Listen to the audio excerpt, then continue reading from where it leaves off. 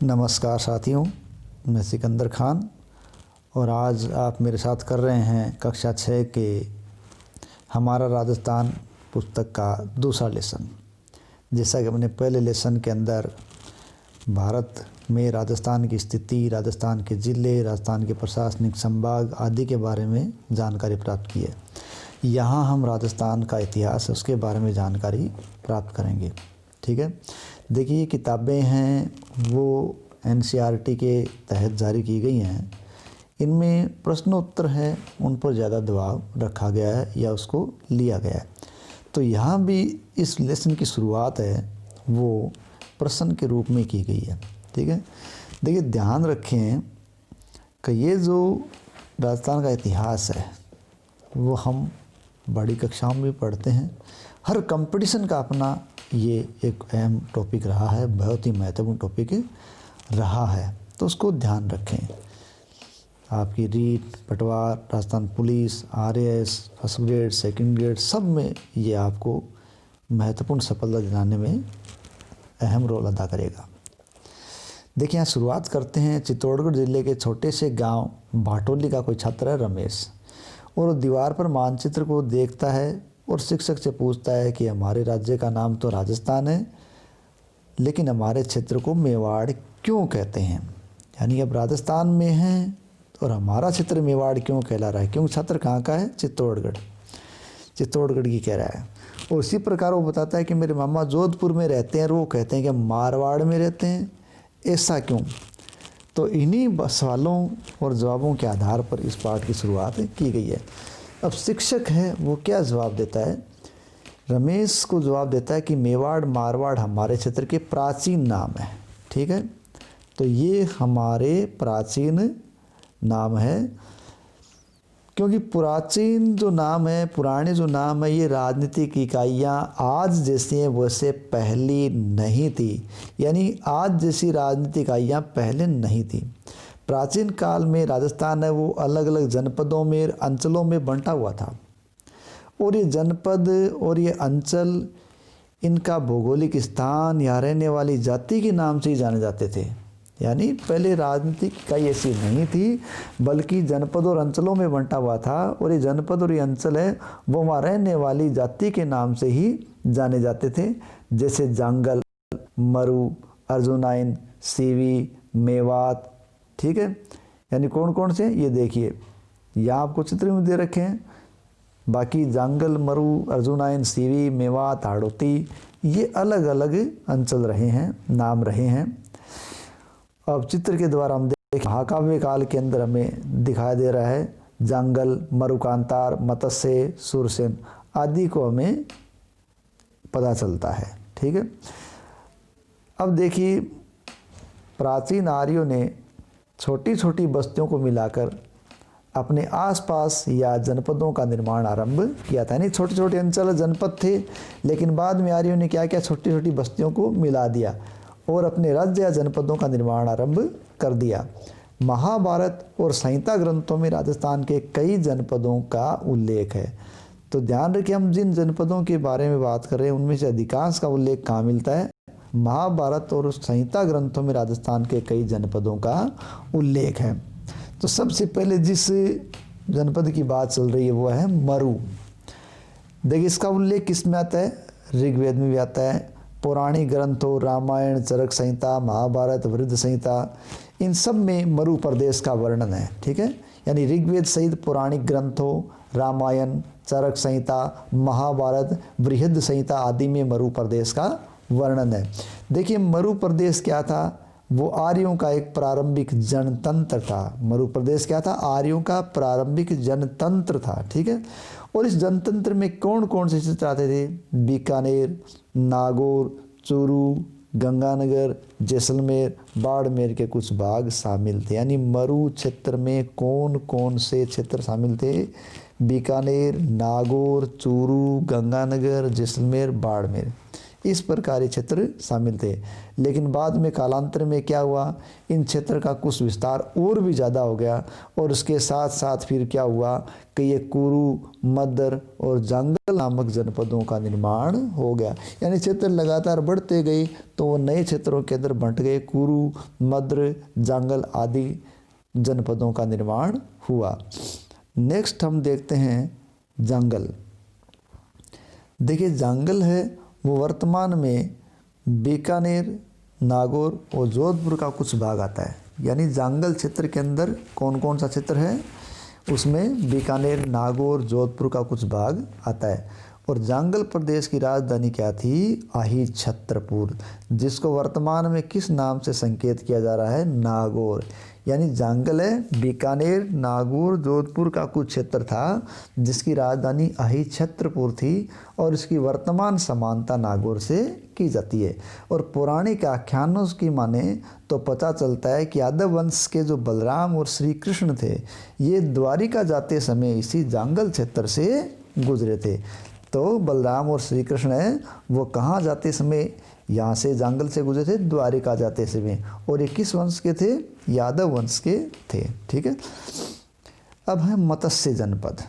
ठीक है, काफ़ी कुछ सुनने को मिलता है इस जनपद के बारे में। देखिए इस जनपद का उल्लेख ऋग्वेद में भी आता है और महाभारत में इसी मत्स्य जनपद की राजधानी को विराट नगर या बेराट कहा गया है। ठीक है, यानी मत्स्य जनपद जिसका उल्लेख ऋग्वेद में भी है और महाभारत में इसी मत्स्य जनपद की राजधानी विराट नगर या बेराट थी, जहाँ कहा जाता है कि पांडवों ने अपना अज्ञातवास बिताया था। तो मत्स्य जनपद है उसमें अलवर, जयपुर ये क्षेत्र थे, या यूँ कहें कि अलवर और जयपुर के मध्य का क्षेत्र मत्स्य था। और इस स्थान का वर्णन चीनी यात्री युआन चुआंग ने भी अपने वृत्तांत में किया है। यानी मत्स्य जनपद का वर्णन किस चीनी यात्री ने अपनी यात्रा वृत्तांत में किया है, तो है युआन चुआंग। ठीक है, युआन चुआंग के वर्णन से हमें इस समय की स्थिति के बारे में भी थोड़ी जानकारी मिलती है।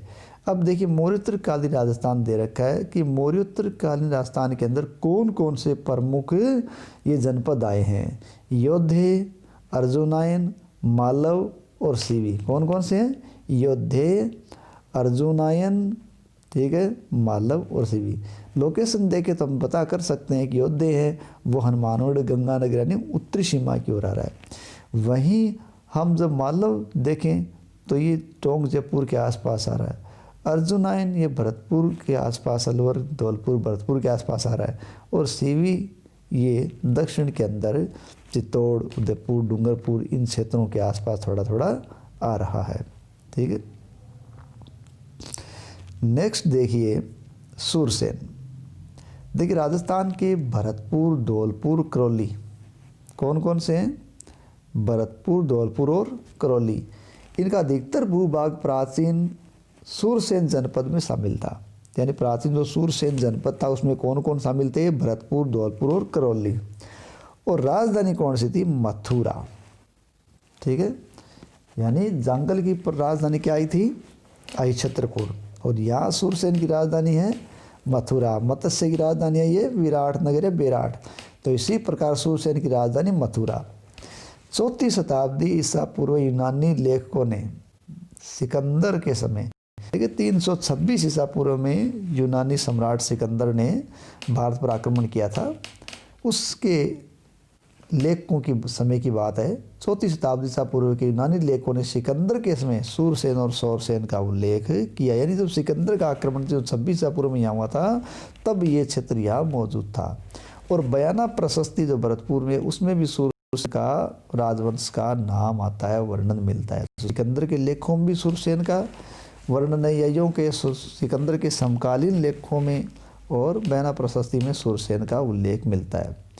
सिकंदर के आक्रमण के पश्चात अपनी स्वतंत्रता को सुरक्षित रखने के लिए जो उत्सुक थे पंजाब और टक, यानी सिकंदर के आक्रमण के बाद अपनी स्वतंत्रता को जो सुरक्षित रखना चाहते थे वो पंजाब और टक की कुछ जातियां वहाँ से निकलकर राजस्थान में आकर बस गई। तो पंजाब तक से कौन सी जातियाँ आकर राजस्थान में बसी थी, और वो थी मालव, सीवी और अर्जुनायन। यानी एक प्रकार से देखें तो ये जातियाँ अपने क्षेत्र में प्रभावशाली थी, लेकिन ये अपने सिकंदर के समय अपनी स्वतंत्रता को खो बैठी थी। तो अब ये अपनी स्वतंत्रता को रखना चाहती थी, इसलिए इन्होंने पंजाब के क्षेत्रों से हटकर राजस्थान की ओर प्रस्थान किया। और राजस्थान की प्रस्थान करने वाले इन जातियों के अंदर थे मालव, सेवी और अर्जुनायन। अब देखिए ये अलग अलग अपन इसको देखें तो आधुनिक, ठीक है, सीवी जनपद की बात करें तो आधुनिक उदयपुर, ठीक है, कौन सा है, उदयपुर के पश्चिम तथा उत्तर, ठीक है, आधुनिक उदयपुर के पूर्व पश्चिम तथा उत्तर का जो संभागीय प्रदेश था उसमें सीवी जाति ने आधिपत्य स्थापित कर लिया। अपन ऊपर बात कर चुके हैं कि सिकंदर के आक्रमण के बाद अपनी जो स्वतंत्रता को रखना चाहते थे, बनाए रखना चाहते थे, वो जातियाँ सीवी, अर्जुनायन, मालवी इधर आ गई थी। तो उन्हीं में सीवी है उसने उदयपुर के पूर्व पश्चिम उत्तर संभागीय प्रदेशों में अपना आधिपत्य स्थापित किया, और यही सीवी जाति आने के कारण ये क्या कहलाया, सीवी जनपद कहलाया गया। और मध्यमिका या माध्यमिका सीवी जनपद की राजधानी थी, जो आजकल चित्तौड़ के पास नगरी गांव के रूप में जानी जाती है। यानी माध्यमिका नगरी जो सीवी जनपद की राजधानी थी वो चित्तौड़गढ़ के पास नगरी गांव के रूप में पहचानी गई है। तो सीवी क्या था, एक जाति थी, वो जाति पंजाब के क्षेत्रों में से राजस्थान में आकर बस गई। तो सीवी जनपद है उस क्षेत्र के भूभाग को मेदपाट, मेवाड़ या प्रागवाट के नाम से भी जाना जाता है, ठीक है। अब अर्जुनायन देखो, अलवर भरतपुर के प्रांत में अर्जुनायन अपनी विजयों के लिए प्रसिद्ध हुए। यानी ये जातियाँ कहाँ कर बस गई, अलवर भरतपुर, कहाँ से आई थी ये, पंजाब की तरफ से। तो अलवर भरतपुर प्रांत के अर्जुनायन अपनी विजयों के लिए प्रसिद्ध थे। अर्जुनायनों ने क्या किया, मालवों के साथ मिलकर, मालव भी अर्जुनायनों के साथ ही आए थे, तो अर्जुनायनों ने मालवों के साथ मिलकर विदेशी क्षत्रपों को पराजित किया और अपने प्रभाव क्षेत्र को बढ़ाया। अब तीसरा सीवी अर्जुनायन के बाद आता है मालव नगर या मालव। देखो मालवों की शक्ति का केंद्र क्या था, मालवों की शक्ति का केंद्र जयपुर के निकट था, ठीक है। मालव शक्ति का केंद्र कहाँ है, जयपुर के निकट है, जो वर्तमान में टोंक जिले में स्थित है, ठीक है, मालव नगर टोंक। कालांतर में अजमेर, टोंक और मेवाड़ क्षेत्र तक ये मालव फैल गए थे। यानी मालव कहाँ कहाँ फैल गए, ये मेवाड़, टोंक, अजमेर तक फैल गए। टोंक, प्रतापगढ़, झालावाड़ का क्षेत्र कौन कौन सा, टोंक, प्रतापगढ़ और झालावाड़ का क्षेत्र मालव देश के अंतर्गत ही आता था, ठीक है। मालवों की दिग्विजय, यानी मालवों ने जीता था, तो मालवों की दिग्विजय का यूप अभिलेख नादसा भीलवाड़ा में लगा हुआ है। यानी मालवों की दिग्विजय का अभिलेख राजस्थान के किस जिले में लगा हुआ था, वो भीलवाड़ा में। भीलवाड़ा में कहाँ, नादसा में लगा हुआ है, ठीक है। अब देखते हैं योद्धे। राजस्थान के उत्तरी भाग का योद्धे, यानी ये हनुमानगढ़, गंगानगर के क्षेत्रों में था। तो राजस्थान के उत्तरी भाग का योद्धे भी एक शक्तिशाली गणतंत्र कबीला था। तो उत्तरी उत्तरी भाग का जो शक्तिशाली गणतंत्र कबीला था वो था योद्धे, जो लग प्राय माना गया है कि हनुमानगढ़, गंगानगर क्षेत्रों में रहता होगा। संभवतः योद्धे ने ही उत्तरी राजस्थान से कुषाण शक्ति को नष्ट किया। यानी राजस्थान के उत्तरी भाग का योद्धे भी एक शक्तिशाली गणतंत्र कबीला था। संभवतः योद्धेयों ने ही उत्तरी राजस्थान से कुषाण शक्ति को नष्ट किया है।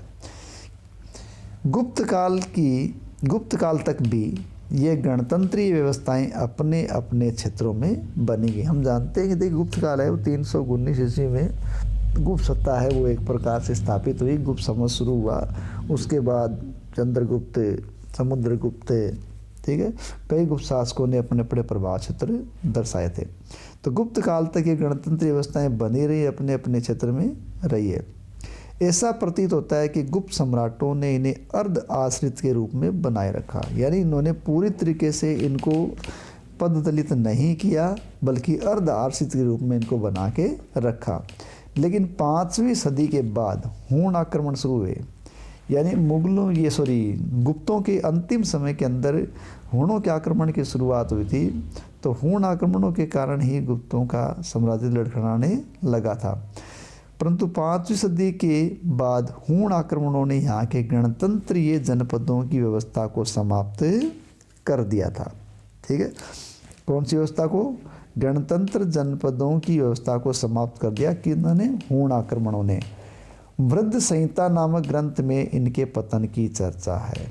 ठीक है, यानी योद्धाओं के पतन की चर्चा किस ग्रंथ में आती है? वृद्ध संहिता में।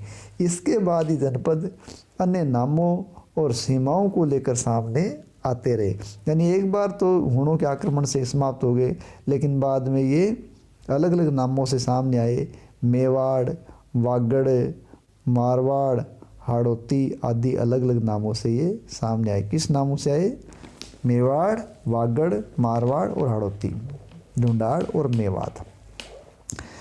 अब देखते हैं मेवाड़। तो पहले हमने पढ़ा था सीवी जनपद। ऊपर हमने सीवी जनपद के बारे में पढ़ा। ये सीवी है, अर्जुनायन है, मालव है, योद्धे हैं, और यही क्षेत्र आगे अलग अलग भागों में बंट गए हैं। तो सीवी जनपद है, उसी जनपद को यानी प्राचीन सीवी जनपद वाले क्षेत्र को मेवाड़ कहा गया। पहले वो सीवी था, ठीक है, आज वो मेवाड़ है। आधुनिक उदयपुर, जयपुर, प्रतापगढ़ कौन कौन से हैं? आधुनिक रूप में उदयपुर, चित्तौड़गढ़, प्रतापगढ़, ठीक है, राजसमंद, भीलवाड़ा जिले मेवाड़ राज्य के क्षेत्र रहे थे। ठीक है, तो ये क्या थे? ये मेवाड़ राज्य के क्षेत्र थे। इस क्षेत्र पर 7वीं शताब्दी से आधुनिक राजस्थान के निर्माण तक, यानी कब से शुरुआत है? 7वीं शताब्दी से। और जब तक आधुनिक राजस्थान का निर्माण नहीं हुआ, जब तक गुहिल या सिसोदिया वंश का राज रहा है, यानी इतने लंबे समय तक राज रहा है राजस्थान के क्षेत्रों पर। गुहिलों ने नागदा, आहड़, कल्याणपुर, चित्तौड़गढ़, कुंभलगढ़, चावंड, उदयपुर आदि को समय समय पर अपनी राजधानी बनाया था। ठीक है, यानी कि इतनी राजधानी किसने बनाई थी? गुहिलों या सिसोदिया ने बनाई थी। कौन कौन सी? नागदा, आहड़, कल्याणपुर, चित्तौड़गढ़, कुंभलगढ़, चावंड, उदयपुर आदि। और यहाँ की बोली है मेवाड़ी। मेवाड़ की बोली किस नाम से जानी गई है? मेवाड़ी। नेक्स्ट है वागड़। ठीक है, देखो वागड़ राजस्थान में 2 क्षेत्र ऐसे हैं जो वागड़ नाम से चर्चित हैं। अब ये 2 वागड़ में कौन कौन से? एक है डूंगरपुर, बांसवाड़ा। डूंगरपुर और बांसवाड़ा का क्षेत्र है वागड़। तो दूसरा वागड़ कौन सा है? नरहड़, बादरा, नौहर, कनाड़ा। ठीक है, नरहड़, बादरा, नौहर, कन्ना का क्षेत्र है। ये भी किस नाम से जाना गया है? वागड़ है। लेकिन अधिकतर लोग हैं वो दक्षिणी राजस्थान के जो क्षेत्र है डूंगरपुर और बांसवाड़ा के भूभाग को ही वागड़ या वागड़ कहते हैं। तो वागड़ की बोली है वो क्या है? बागड़ी या वागड़ी। ठीक है, मेवाड़ की बोली मेवाड़ी, वागड़ की बोली वागड़ी। ठीक है, अब है मारवाड़। देखिए, प्राचीन मरु प्रदेश ही कालांतर में मारवाड़ कहलाया। पाठ की शुरुआत में हमने मरु प्रदेश का जिक्र किया है, वही बाद में क्या बन गया? मारवाड़। 7वीं सदी में इनके मंडोर क्षेत्र पर गुर्जर प्रतिहारों ने शासन किया। ठीक है, कब किया? 7वीं शताब्दी में मंडोर क्षेत्र पर गुर्जर प्रतिहारों का शासन हो गया, लेकिन बाद में इस पर राठौड़ वंश का आधिपत्य स्थापित हो गया था। ठीक है, तो मारवाड़ से राठौड़ों की सत्ता ही आज़ादी तक रही थी। अब हाड़ौती। देखो, कोटा, बूंदी, बारा, झालावाड़ ये 4 क्षेत्र हैं वो हाड़ौती क्षेत्र में अंतर्गत माने जाते हैं। लेकिन मूल रूप से यहाँ दिया गया अपने को आधुनिक बूंदी और कोटा का क्षेत्र हाड़ौती कहलाता है। कोटा और बूंदी। देखिए, प्राचीन काल में ये जो भूभाग है कौन सा? हाड़ौती का या कोटा का भूभाग है। ये भूभाग मीणाओं द्वारा शासित था। आधुनिक बूंदी और कोटा का क्षेत्र हाड़ौती कहलाया। प्राचीन काल में इस भाग में मीणाओं का आधिपत्य था। अब देखिए, अलग अलग क्षेत्र के अंदर अपने बयान दे रखा है। ये पश्चिम की तरफ माड़, जैसलमेर का नाम है। ये मारवाड़, जोधपुर की तरफ ये चूरू झुंझुनू बीकानेर चूरू झुंझुनू सीकर का आ गया।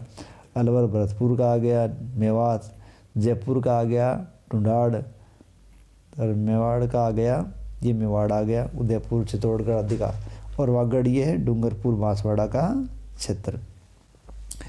तो हाड़ौती क्षेत्र है, उसमें कोटा और बूंदी का प्रमुख क्षेत्र था। प्राचीन काल में हाड़ौती क्षेत्र पर जो मीणा जनजाति है उस मीणा जनजाति का अधिकार था।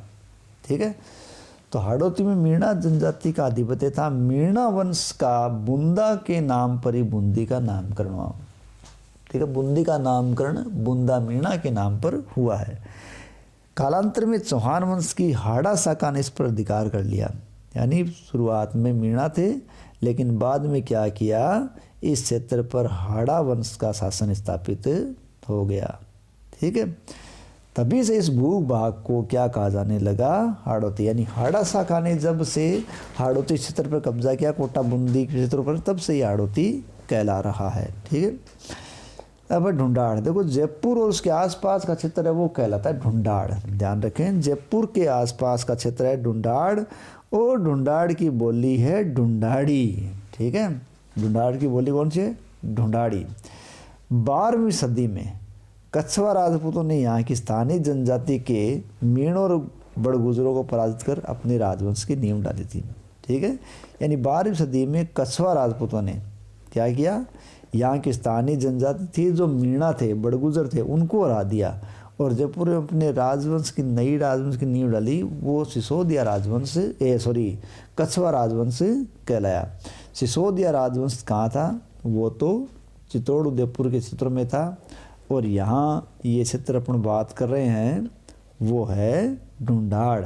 ठीक है, तो यहाँ ढूंढाड़ में उन्होंने अपने क्षेत्र को कछवा राजवंश के अंतर्गत फैलाया। मेवात, देखिए मेवात है वो अलवर भरतपुर का क्षेत्र मेवात कहलाता है। कौन सा अलवर भरतपुर का क्षेत्र। क्यों, क्या मेव जाति थी, इसीलिए बाद में मेव जाति के कारण ये मेवात कहलाने लगा। और मेवात में प्रमुख व्यक्ति हुआ है हसन खां मेवाती। हसन खां मेवाती ने क्या किया, खानवा के युद्ध में 1527 में जब बाबर और राणा सांगा के बीच युद्ध हुआ था, तो राणा सांगा की तरफ से हसन खां मेवाती ने युद्ध में भाग लिया था, और युद्ध में ही वो लड़ता हुआ मारा गया। तो ये कुछ अंचल या जनपद राजस्थान में अस्तित्व में आए। इन सब अंचलों के अलावा भी अलग अलग क्षेत्र और भी हैं, जैसे जैसलमेर को मांड या वल कहते हैं, मांड या वल। जोधपुर का दक्षिणी भाग है उसे गुजरात्रा भी कहते हैं या गुर्जरत्रा भी कहते हैं। प्रतापगढ़ को कांठल कहते हैं। झालावाड़ का क्षेत्र मालव कहलाता है, और वहीं चूरू झुंझुनू सीकर शेखावाटी कहलाते हैं। ठीक है, चूरू झुंझुनू सीकर शेखावाटी कहलाते हैं। ब्यावर अजमेर क्या कहलाता है, मरवाड़ा कहलाता है। इस प्रकार अलग अलग जनपदी हैं। जैसलमेर को मांड या वल, जोधपुर का दक्षिणी भाग गुजरात्र, ठीक है, प्रतापगढ़ को कांठल, और झालावाड़ का क्षेत्र मालव, चूरू झुंझुनू सीकर को शेखावाटी, ब्यावर अजमेर को मेरवाड़ा के नाम से जाना जाता है।